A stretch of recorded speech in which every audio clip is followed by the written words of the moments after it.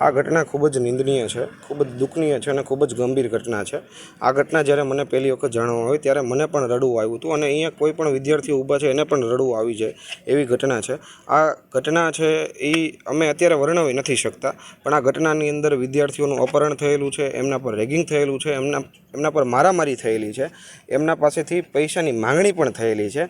અને આ જે સંપૂર્ણ ઘટના છે એ ઘટનાની અંદર જે આરોપીઓ છે અથવા તો એ મેડિકલ ફિલ્ડ સાથે જોડાયેલા જ લોકો છે કે તેના દ્વારા સંપૂર્ણ ઘટના દરમિયાન નશાકારક પદાર્થનું સેવન કરવામાં આવતું હતું, એ પણ ખૂબ જ નિંદનીય છે। નશાકારક પદાર્થની વાત કરી રહ્યા છો, કેવા પ્રકારના નશાકારક પદાર્થ જે છે એનો ભાવિ ડૉક્ટરો જે છે એ ઉપયોગ પણ કરી રહ્યા છે અને આ જ કારણે અન્ય ડૉક્ટરો ઉપર રેગિંગ કરી રહ્યા છે, શું કહેશો?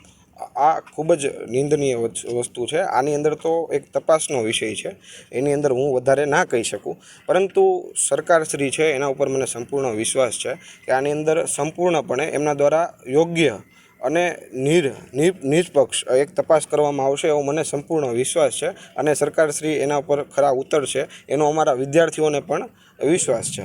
આટલા બધા મોટી સંખ્યાની અંદર ડૉક્ટરો છે, ભાવિ ડૉક્ટરો છે, બધા ભેગા થયા છે ઘટના લઈને, આખર તમારી માંગ શું રહેશે?